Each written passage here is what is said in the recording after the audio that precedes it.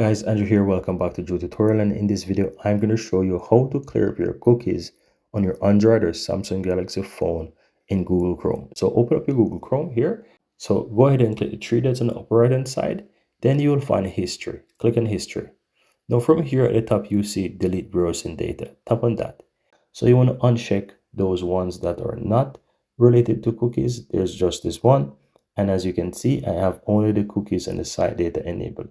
You have the option to delete from the last hour, also 15 minutes, 24 hours, 7 days, 4 weeks, and all time.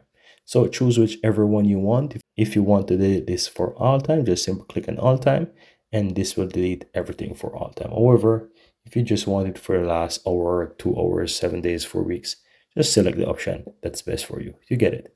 Now I'm going to leave it like that, and then all you have to do now is just simply click on delete data. Then you have to hit delete again, and as you can see, it will clear up all of this. And that's all there is to it.